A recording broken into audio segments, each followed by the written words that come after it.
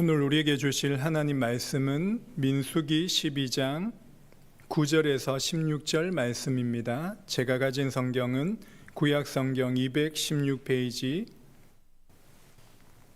민수기 12장 9절에서 16절 말씀, 우리 다 찾으셨으면 한 절씩 교독합니다. 9절입니다. 여호와께서 그들을 향하여 진노하시고 떠나심에 구름이 장막 위에 떠나갔고 미리암은 나병에 걸려 눈과 같더라. 아론이 미리암을 본즉 나병에 걸렸는지라. 아론이 이에 모세에게 이르되 슬프도다 내 주여, 우리가 어리석은 일을 하여 죄를 지었으나 청하건대 그 벌을 우리에게 돌리지 마소서. 그가 살이 반이나 썩어 모태로부터 죽어서 나온 자같이 되지 않게 하소서. 모세가 여호와께 부르짖어 이르되 하나님이여 원하건대 그를 고쳐 주옵소서. 여호와께서 모세에게 이르시되 그의 아버지가 그의 얼굴에 침을 뱉었을지라도 그가 이레 동안 부끄러워하지 않겠느냐. 그런즉 그를 진영 밖에 이레 동안 가두고 그 후에 들어오게 할지니라 하시니니. 두 절 같이 읽겠습니다. 이에 미리암이 진영 밖에 이레 동안 갇혀 있었고 백성은 그를 다시 들어오게 하기까지 행진하지 아니하다가 그 후에 백성이 하세롯을 떠나 바란 광야에 진을 치니라. 아멘. 오늘 본문에서 모세의 누나 미리암과 형 아론이 모세를 비방하여 하나님의 진노가 임하게 되었습니다. 하나님의 임재가 떠난 결과가 미리암은 나병에 걸려 고통을 받게 되었습니다. 그 모습을 본 아론은 회개하며 모세에게 용서를 구합니다. 자신의 죄와 잘못을 깨닫고 아론은 고백하면서 미리암이 죽은 자와 같은 끔찍한 상태에서 건져달라고 간청을 합니다.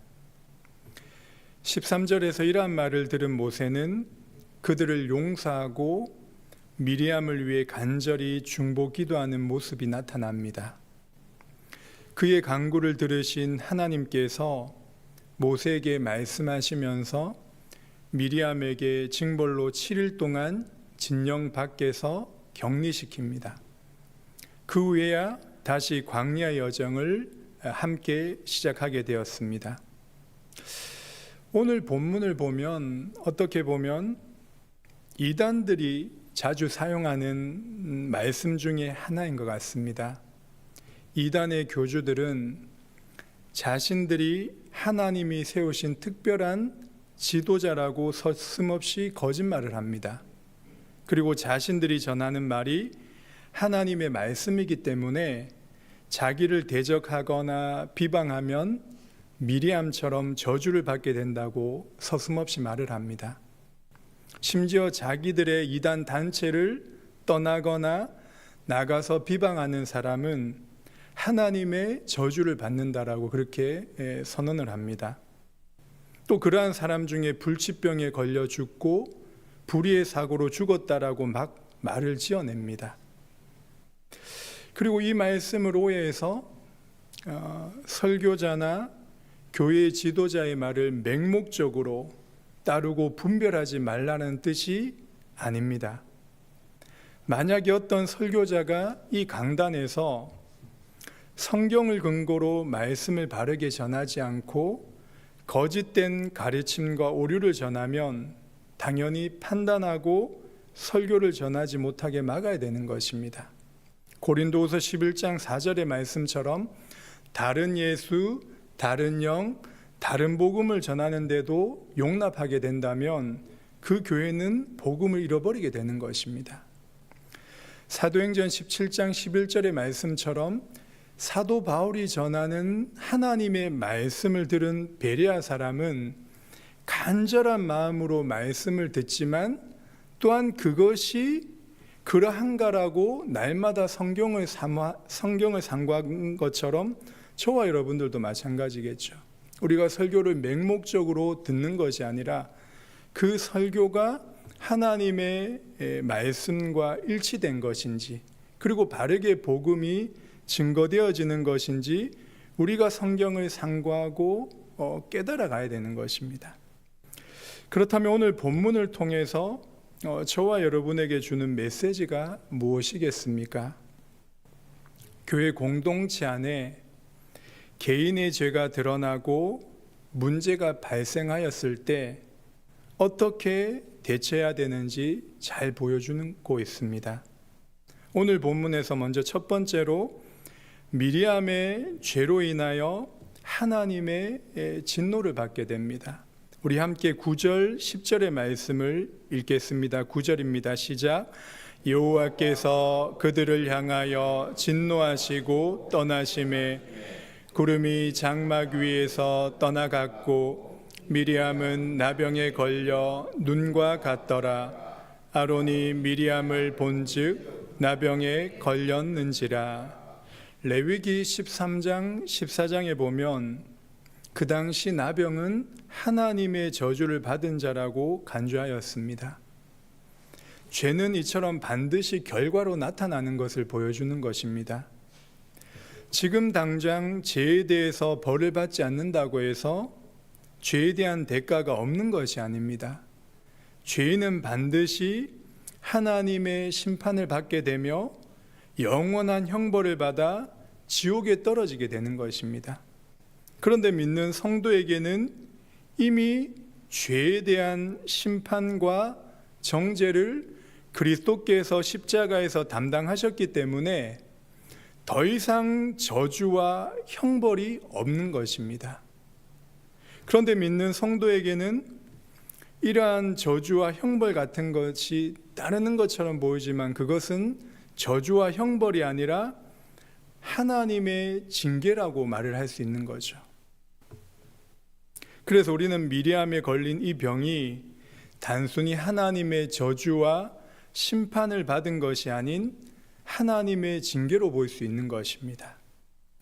분명히 하나님께서 세우신 모세를 미리암이 무시하고 비방한 죄가 크지만 그것으로 인해 미리암의 구원이 취소되거나 버림받지 않는 것입니다. 하나님께서는 그 징계를 통해서 미리암 자신의 죄를 깨닫고 회개하여 다시금 주를 더욱 의지하는 삶으로 인도해 가시는 것입니다. 14절의 말씀처럼 죄를 범하여 아버지로부터 얼굴에 침뱉음을 당한 사람에게는 7일 동안, 1회 동안 수치스러운 기간을 주는 것이 당시의 관례였습니다. 미리암은 7일 동안 격리가 되면서 자신을 돌아보며 회개의 기회를 얻게 된 것이고 다시금 회복할 수 있는 기회가 그녀에게 주어진 것입니다. 두 번째로 모세형 아론은 미리암의 나병 걸린 것을 보면서 즉시 회개하였습니다. 우리 함께 11절 12절의 말씀을 읽어보도록 하겠습니다. 11절입니다. 시작.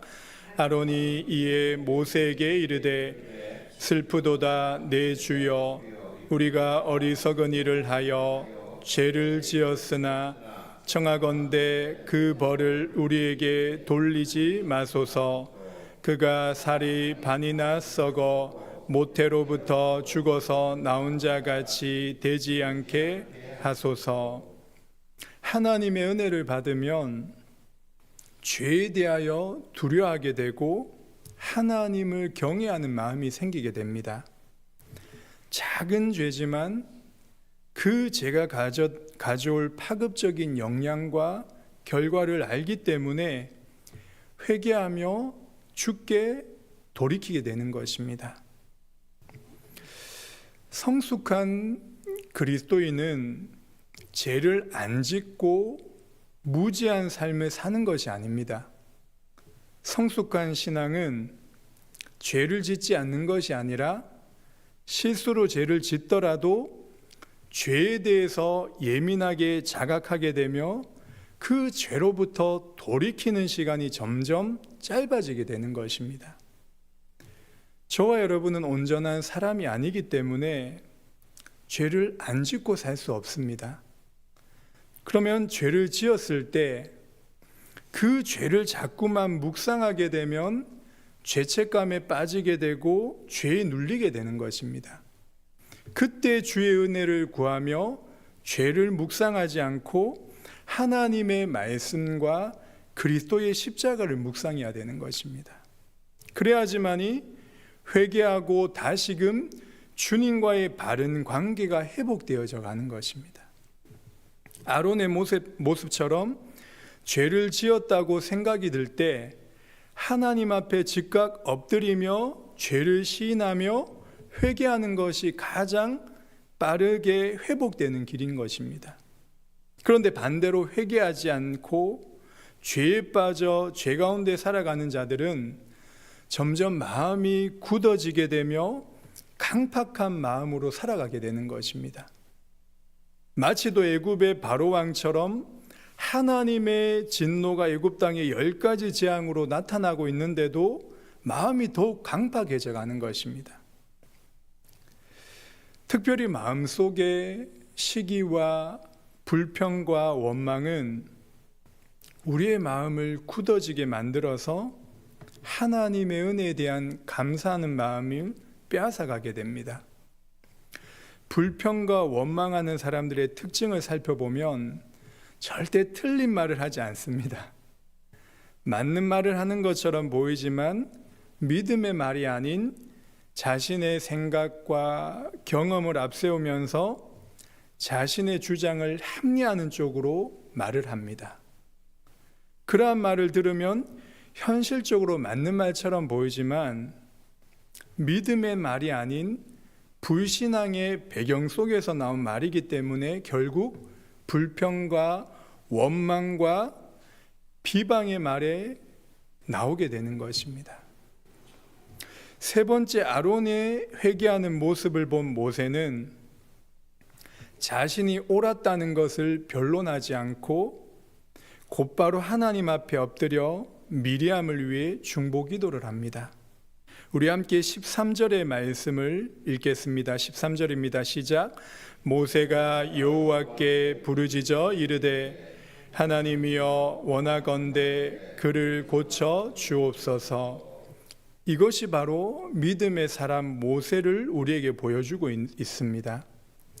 모세가 우리와 다르게 훌륭하고 대단한 위인이 아니라 우리와 똑같은 용서받은 죄인일 뿐이었습니다.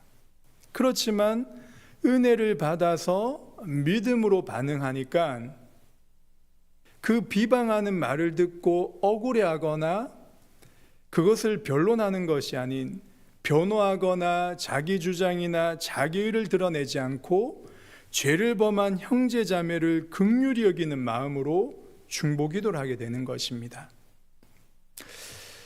만약에 교회 공동체 속에서 연약한 지체가 실수하거나 죄를 범하여 넘어지게 될 때 우리는 어떻게 해야 합니까?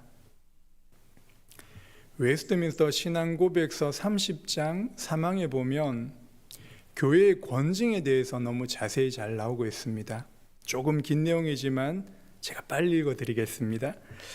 교회 권징이 필요한 이유는 죄를 짓는 형제들을 바로잡아 회복하고 다른 형제들이 유사한 죄를 저지르는 것을 억제하며 그 죄의 누룩을 제거해 온 덩어리에 퍼지는 것을 막고 그리스도의 명예와 거룩한 복음의 고백을 옹호하는 한편 하나님의 언약과 그 인치심이 악하고 강팍한 범죄자들에 의해 더럽혀질 경우 교회에 마땅히 임하게 될 하나님의 진노를 미연에 방지하기 위해서입니다.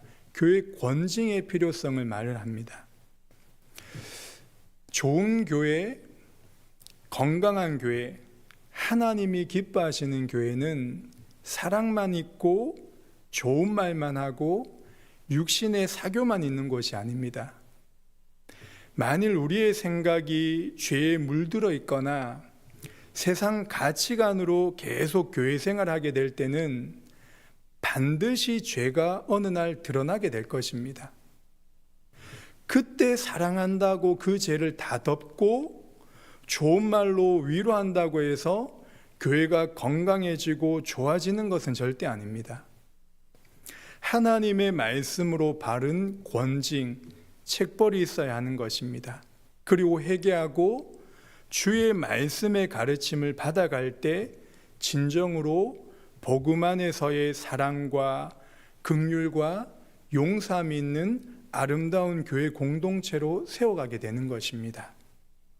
15절의 말씀처럼 이에 미리암이 진영 밖에 이레 동안 갇혀 있었고 백성은 그를 다시 들어오게 하기까지 행진하지 아니하다가, 미리암의 죄가 용서받았지만 그에 따른 죄에 대한 징계를 통해 회개하고 주께 돌이키는 시간이 주어진 것입니다. 미리암 개인의 잘못이고 분명히 개인의 죄였지만 이것이 이스라엘 공동체가 함께 행진을 멈추고 자숙하는 기간을 가지게 된 것입니다.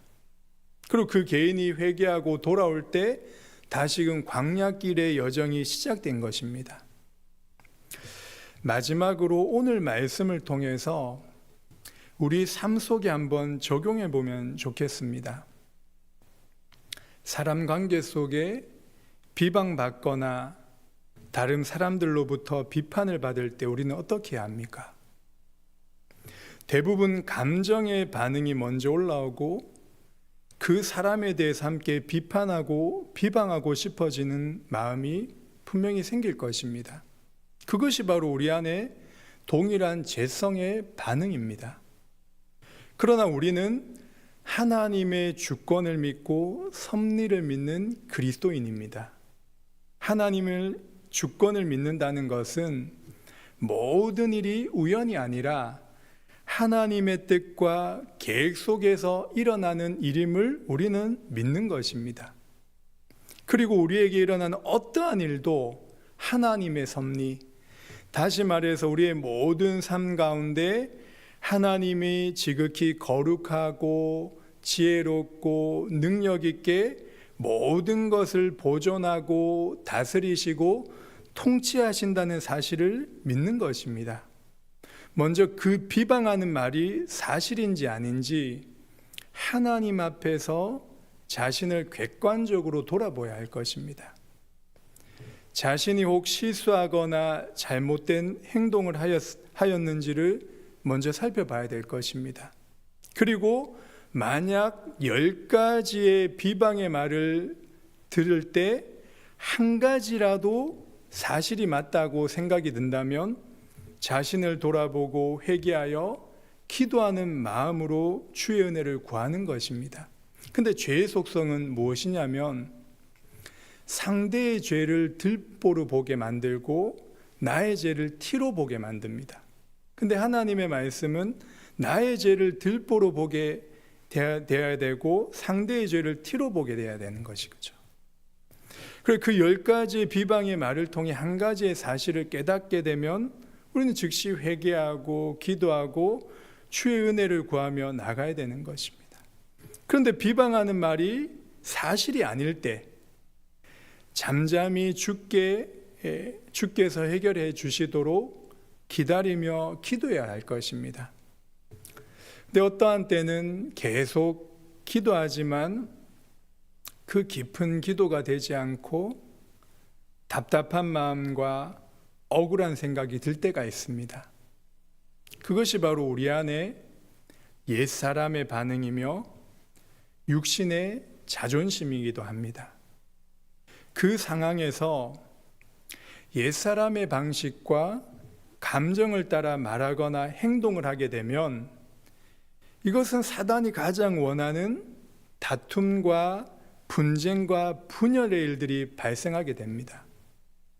육신의 반응과 우리의 육신의 생각이 올라올 때 그때가 바로 우리 안에 옛사람이 죽고 그리스도 안에 새 사람으로 살아야 되는 실제적인 믿음으로 반응해야 될 시간인 것입니다.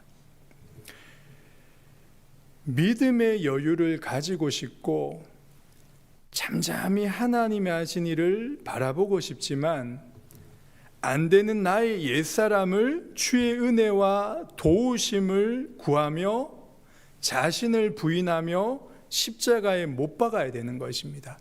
그것이 바로 사도 바울의 고백처럼 갈라디아 2장 20절에 내가 그리스도와 함께 십자가에 못 박혔나니 그런즉 이제 내가 사는 것이 아니요 내 안에 그리스도께서 사신 것이라. 이제 내가 육체 가운데 사는 것은 나를 사랑하사 나를 위하여 자기 자신을 버리신 하나님의 아들을 믿는 믿음 안에 사는 것이다 라고 말씀하셨습니다. 사람들의 말과 문제 앞에서 조금씩 이러한 믿음의 반응이 쌓여져서 점점 믿음이 성장해가는 과정을 가게 되는 것입니다. 똑같이 광야길을 걸어가지만 한 사람은 애굽의 체질을 버리지 못하고 늘 애굽을 그리워합니다. 그러나 또 다른 한 사람은 점점 보이는 수많은 문제와 사건을 통해서 보이지 않는 하나님의 일을 보는 믿음의 눈이 열리게 되는 것입니다. 그때 광야길이 그냥 고생길이 아니라 천성을 향해 걸어가는 길임을 깨닫게 되어 믿음의 확신과 믿음의 여유를 가지며 살아가게 될 것입니다. 이러한 영광된 삶이 우리 사랑하는 성도님들에게 풍성히 누려지시기를 주님의 이름으로 간절히 기도합니다. 기도하겠습니다. 하나님 아버지, 은혜와 사랑을 감사드립니다. 죄로 인하여 우리의 마음이 강팍해지지 않도록 성령께서 도와주시고 함께하여 주옵소서. 마음이 굳어져서 죄를 보고도 회개하지 않고 원망과 불평하는 마음이 없도록 우리의 생각과 마음을 지켜 보호하여 주옵소서. 오늘 하루도 주의 은혜의 도우심과 긍휼하심을 구하오니 복음 중심의 생각과 말씀 중심의 삶을 살게 하여 주옵소서. 주님, 우리의 일상에 일어나는 모든 일들을 기도와 연결되어지는 은혜의 삶으로 인도하여 주시며 우리의 생업을 축복하셔서 하는 일과 가정생활과 자녀들의 삶 속에 그리스도의 생명의 풍성함이 나타나는 은혜를 더하여 주옵소서. 감사드리며 예수님의 이름으로 기도합니다. 아멘. 기도하시다가 돌아가시기 바랍니다.